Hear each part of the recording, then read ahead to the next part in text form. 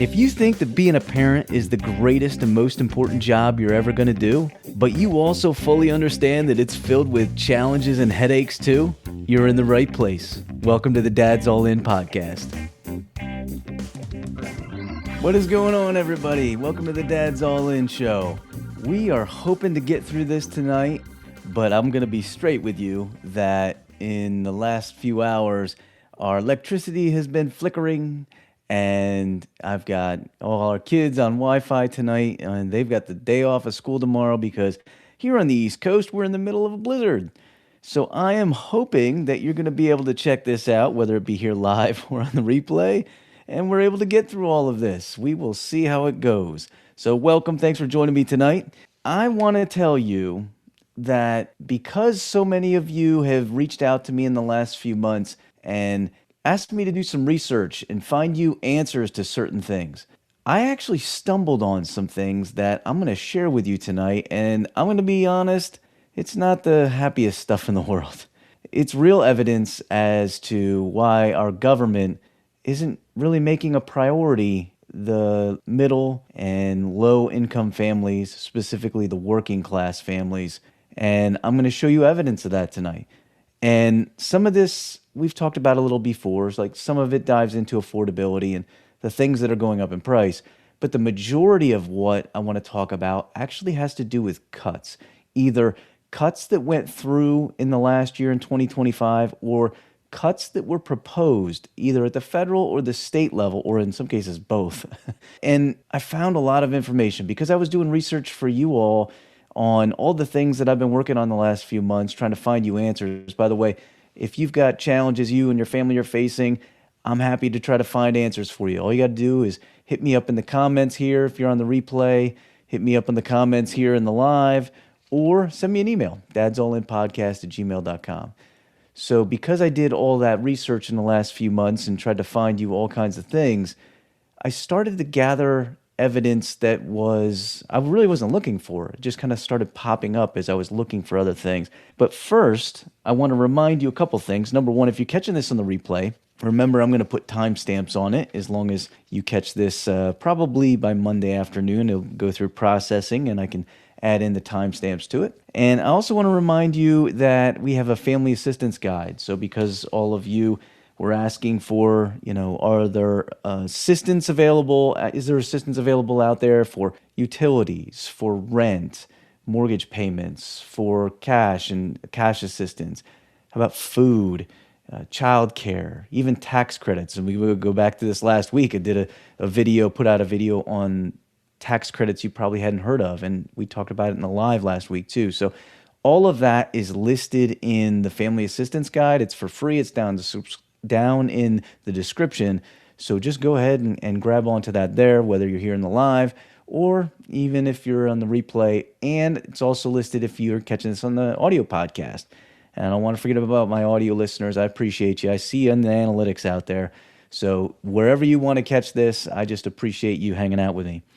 So tonight, I do want to talk about some of the challenges that we face with a government that is not really making a priority our families.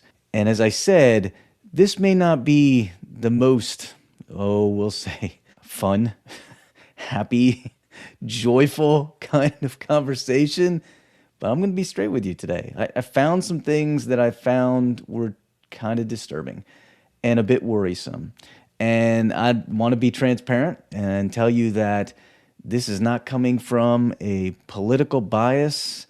I am pretty much a middle-of-the-road dude, and so if you're thinking I'm leaning one way or another, that's not what this is about. I'm literally just about helping families, specifically helping kids, but I know that if I'm working with families or I'm working with educators, it trickles down to helping kids, which is one of my biggest passions in life. So I'm going to share with you a few things. As I said, I'm going to start with affordability, but I'm not going to touch on this too long. Tomorrow you can get the full video. So if you're listening this on Monday, it'll already be out. So the full video will go even a little bit deeper. But as what happens most of the time here, I will give you a sneak peek of what's coming down the pike in my next video. And that's what we're talking about tonight. So really what I was looking at was an opportunity for money to show me the way. In other words, you can find truth and strip away the bias, whether it be political bias or maybe it's religious bias, any kind of bias. So you're looking through a lens that's not cloudy and clouded. And what you can do is follow the money. And that's what I did. And before I get into all of that and looking at like the cuts and things of that nature, I do want to point out some things I've found about the affordability of things. And now I will tell you this, like from a government standpoint, you don't have complete control over whether things are going to be affordable or not. Certain things can happen from, a government standpoint that can help families, but you don't have absolute control because some of it is dictated by economic things that are in play, like supply and demand and things of that nature. But I'm going to tell you the biggest concern, and this isn't just for the current administration, this goes back to the previous administration, is that there's not an eyes wide open mentality in that they can see that families are struggling. Or if they see it, they're not really acknowledging it. And I say that because how many times in the last year have the idea of price increases and inflation gone up, and I shouldn't just say the administration, government officials in general have kind of turned a blind eye at it and said, no, that's not really true. Look at all these things that are going well. And this is not to say that there's some things that maybe are a little more affordable, but as a whole, what I found through my research, there's a ton of stuff that is hitting families very heavily. And so if you're catching this on the live or in the video version on YouTube and the replay, you can see I've got this graphic up here. And if you're on the podcast, I'm going to try to talk you through this so you can at least have an idea of what I'm talking about. On this graphic, you can see an overall increase in 2025 of about 3% increase. That's like just an average. And it goes up in some areas, like motor vehicle insurance went up dramatically over the last 25. And some other areas, not as much. Gasoline, for example, and maybe it's gone down in some areas. Gasoline's tough because it fluctuates by where you live in the United States, and it's constantly in flux. But you can see overall, when you look down this list, whether it be food prices, medical care, housing, cars, also it's not listed on here, but like car work, car repairs, we talked about this a few weeks back, that's all gone up in price. Electricity, utilities, there's a ton of stuff that just has gone up in price. And you might look at that and say, well, it's just 3%. That's the average. Now, what I want to point out is this. When we talk about affordability, you're getting hit by multiple areas. So I'll paint a picture for you. If you are a family living paycheck to paycheck, which so many families are, you are struggling because you've noticed an increase in your groceries. You've noticed an increase in your motor vehicle insurance. You've noticed an increase in maybe your utilities and your rent, like all these areas. And then what happens? Something out of the ordinary hits you, and maybe you're staying afloat, but barely because you're going paycheck to paycheck, but you get hit with your car breaks down, for example. Well, then you're in scramble mode. And now, because those costs have gone up, if you're just going along, just paycheck to paycheck, scraping through because of all the higher costs, and that's essentially what you're trying to do right now, and manage your way, when something out of the ordinary hits you, it can hit you like a ton of bricks. And now you're forced to go into debt or worse. And if you go into debt, now there's another monthly fee. You got to find a way to come up with that money. So affordability is absolutely an issue. Whether any government officials will tell you or not, I want you to know it's legit. It is absolutely legit, and families deserve better. Families deserve people who are going to identify the fact that we as families are not having it easy. I've said this before. This is one of the most difficult decades in history to be a parent, certainly in modern history. Yet sometimes it feels like families are put on the back burner. There are a lot of other things that get the focus, and it's not families, even though being a parent is hard.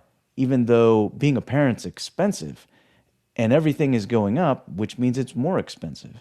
One of the things that wasn't on that list was the cost of, I should say, college, but also post-secondary training, because it could also be maybe something in the trades, any kind of training and schooling beyond high school. All those things have gone up in cost. So although we're focusing mostly on like your child that's a newborn or toddler all the way up to 12th grade, listen, if you've got kids you're trying to fund and help them in the next stage of their lives, that's expensive too. So if you're watching here on YouTube, you can see this image on the screen. And what I've done was I did a deep dive in the last few months. I wasn't planning on doing this, and just because I was doing so much digging and trying to find answers for you all, some of these things kept popping up, and I just kept making notes of things and tucking it away. And eventually I got to the point where I think I got to put this out there and share this. So what I did was I made notes of, in 2025, some of the budget cuts that were happening in the federal government and also in some cases in the state level, and some of the proposed cuts. And you might say, well, it's proposed, but it didn't really happen. Well, let me say, if it's proposed, that's the intent. Whether it goes through or not, that is telling you something. They're telling you, if they're proposing a cut that has to do with helping families, that's a slap in the face too, because you're not a priority. Your family is not a priority, which is hurtful and disappointing and all the other adjectives you want to throw out at it. I'm going to share with you some of these findings that I had, and I'm going to start right here with social programs. Social programs I've been going over, and again, you can find it in the financial assistance guide, ways to find extra funding and support for your family. So check that out. I've been doing deep dives, and it's a live document, by the way, so I keep adding to it, and you'll get constantly updated. You won't have to keep coming back and downloading it. It's a PDF booklet. It will just constantly update itself. And a lot of the things that are listed here on the screen, we have talked about, and I've provided you with some creative ways to go about getting assistance. For example, SNAP funding. That has to do with food, right? Not listed under SNAP funding, but also listed on this board is WIC funding. Those two programs are enormously important to families. And I don't really need to go into exactly why, I don't think. I think you all know. If you're receiving SNAP services, you need financial support to get food for your family. If you're receiving WIC services, then you need support for your maybe unborn child, because it can be for mothers who are pregnant, or your young child or children up to, I believe it's the age of 5. And it allows you to buy certain food items. Although those are two separate programs, they kind of work hand in hand. There have been so many people who want to either cut SNAP and WIC or find extra ways to make those hurdles to get those fundings even more difficult. And so when we talk about cuts, it's not just the cuts. Sometimes it's the restrictions that make it more challenging. And don't get me wrong, will there always be people who take advantage of things? Yes, they absolutely will. But my opinion is that the vast majority of families who need this, they're not taking advantage of it. They need it. And again, the reason I do all this work, yes, it's for you to help families, but I'm mainly thinking about your kids. I want your kids to have the best chance to have the best life possible and succeed and become the best whatever it is that they want to be in life. And I know that is more likely to happen if they live in a house where they are well-fed, where there is shelter, which, again, is something that's on this list.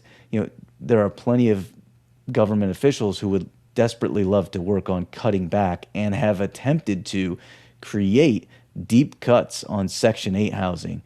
That would be a voucher system, which is already ridiculously hard to get into. There's a wait list that people will tell you takes forever to get involved. So there's already hurdles beyond hurdles to get to that kind of assistance. but they're still cutting away at it. Utilities.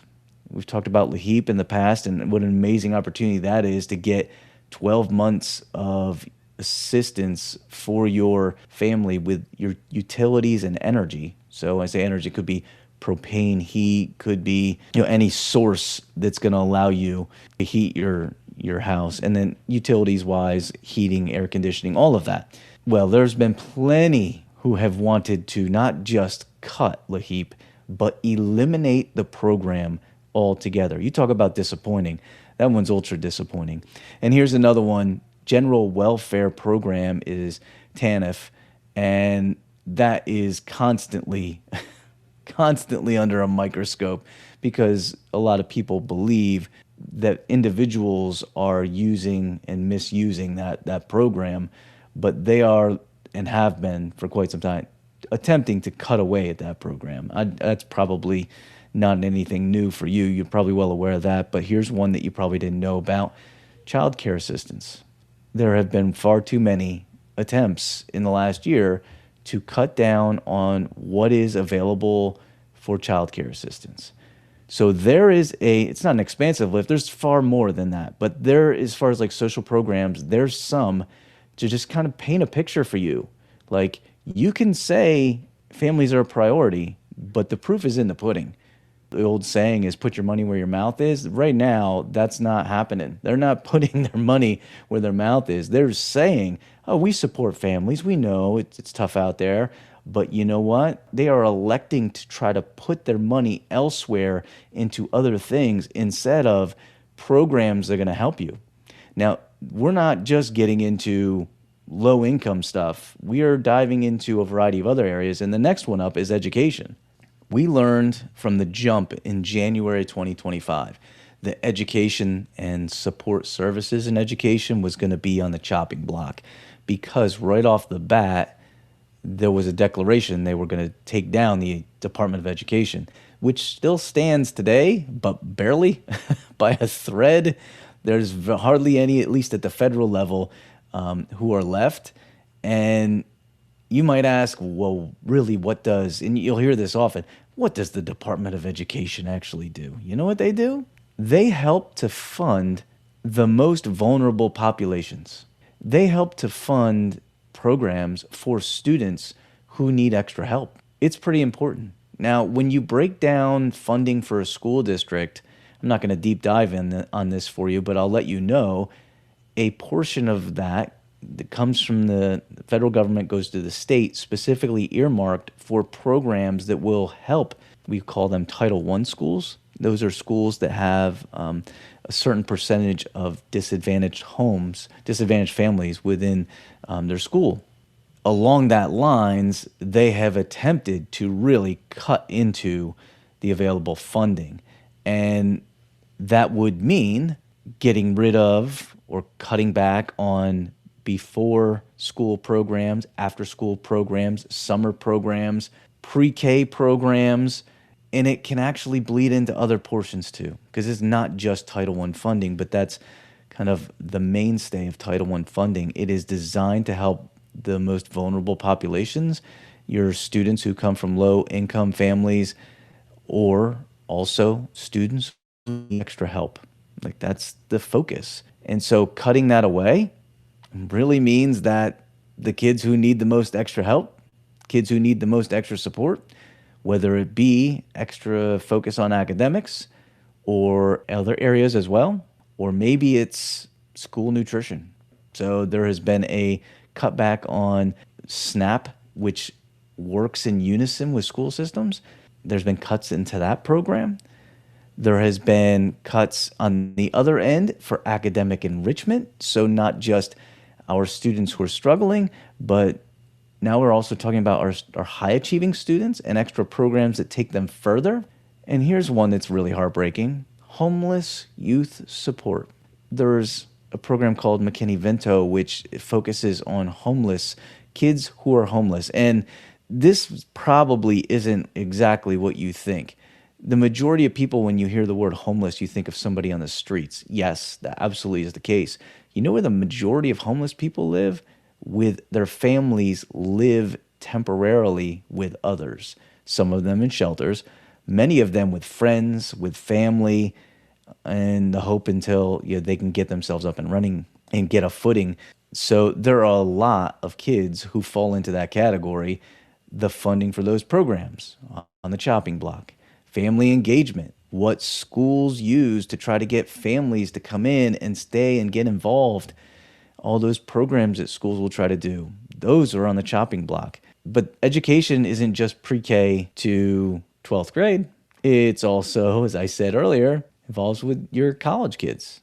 So if you've got college kids, the cuts into grants, the cuts into student loans, child care programs for if you are a college student who is a parent, a lot of schools will have assistance available so that you can send your child to maybe a pre-K or child care program while you are taking classes for no fee or at least a reduction in fees, those kinds of things.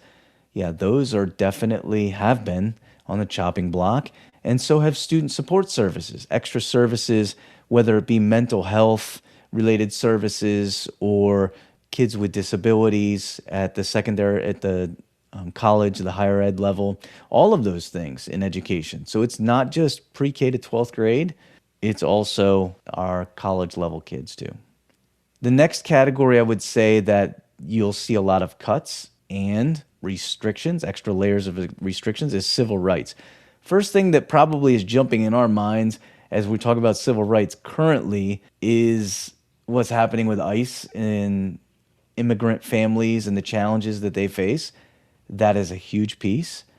However, for this discussion, only focusing on where the money's going. And right now, as you well aware, ICE is that program is funded extremely well. I'll tell you what's not, and what's getting cut and what's getting restricted is programs for individuals with disabilities, whether it be at the adult level or even in school, kind of partnering up with that. What we talk about with education, here's an example. There were so many states who wanted to fully get rid of and dismantle 504 plans.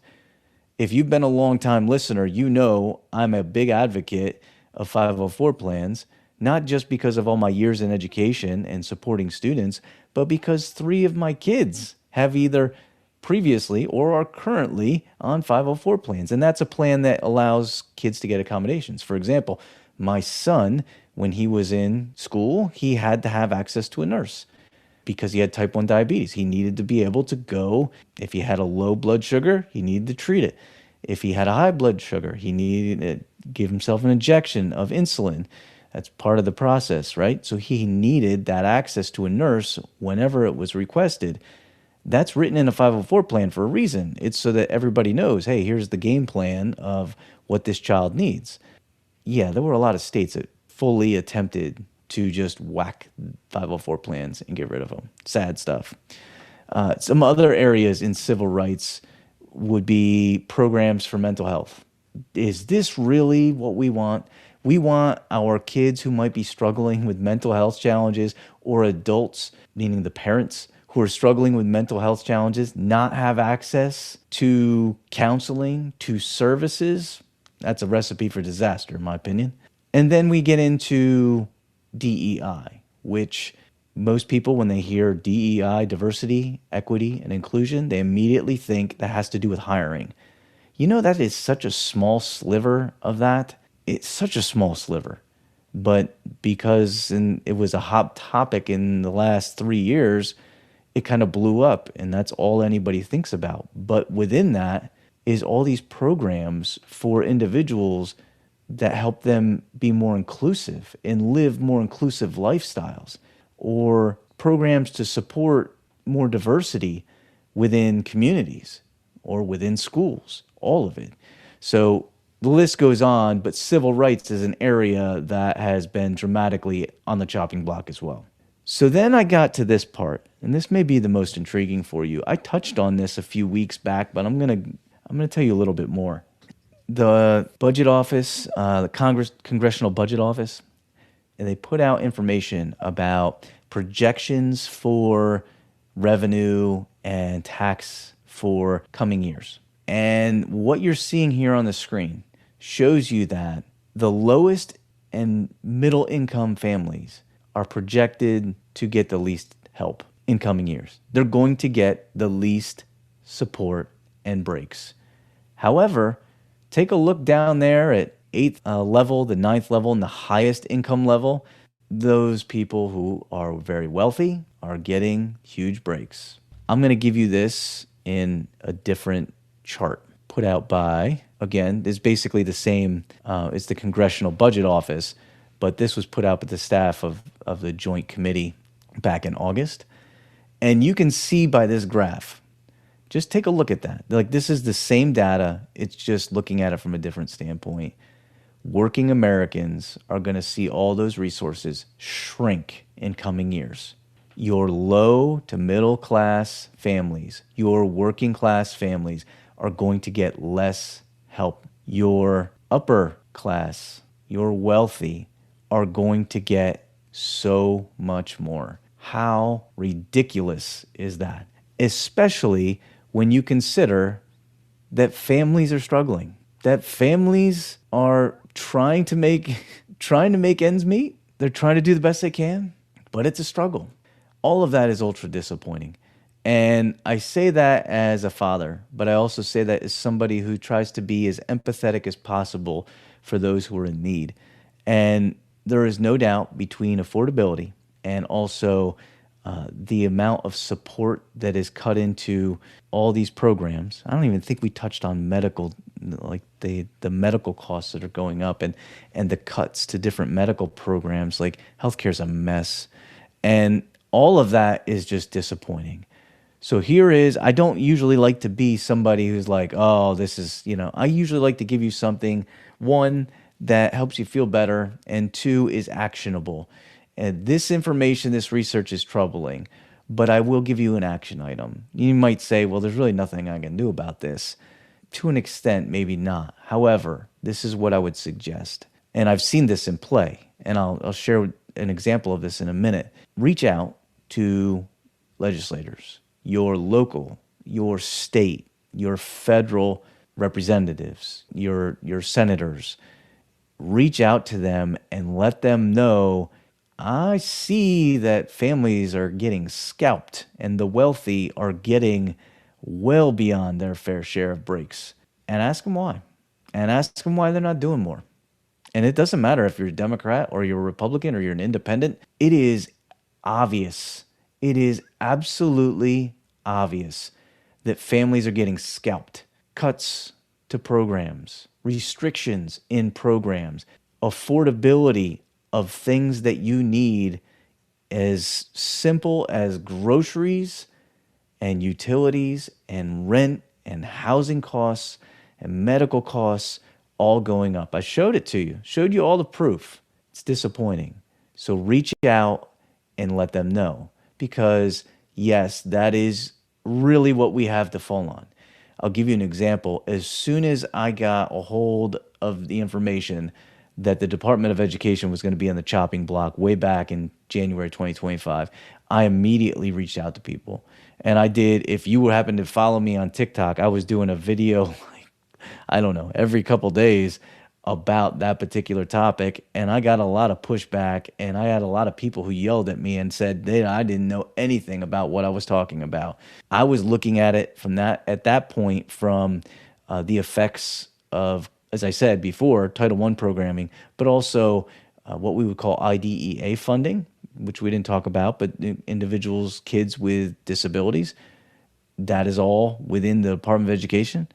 And I laid it all out there, and I had plenty of people on TikTok who told me didn't know anything about what I was talking about. Turns out I kind of did. Just like this, I'd done my research. I'd found out a little bit of information about it. And did I know everything? No. But what I did was I reached out to my legislators. I tried to find out, what are you doing to help? This is not right, because they're supposed to be there to be the voice for their people. And let's hope that they are. I appreciate you hanging out with me. I hope you've been able to hear this on podcast, watch it and listen on the live show or on the replay. because I don't know what the Wi-Fi's been on, but so far, knock on wood, I do have electricity despite this blizzard that we're in. So I am going to get rolling. I want to remind you, we'll do it again next week, 9 p.m. Eastern. In a couple weeks, I do have a guest coming in, so kind of keep that in the back of your mind. But I also want to remind you, shoot me an email, throw something in the comments. What can I help you with? This is my specialty area, finding resources for educators, but also finding resources for families. And that's what I want to do. So let me know, and I will go hunting. And in the meantime, check out the video which goes deeper on the topic of what we talked about tonight. It will be available Monday morning, tomorrow morning if you're on the live. And let me know what you think. dadsallinpodcast@gmail.com. Shoot me an email. Have a great week, everybody. Appreciate you out there. Remember, parenting is no joke, but your kids are better for you doing the best that you can. Have a great one. Thanks for listening to the show. Be sure to follow me at Dad's All In Podcast on all the socials. You can also email me with any questions that you'd like answered on future shows, or just to provide me with feedback or ideas. Feel free to reach out to my email, dadsallinpodcast@gmail.com. I'd love to hear from you. Have a great one, my friend.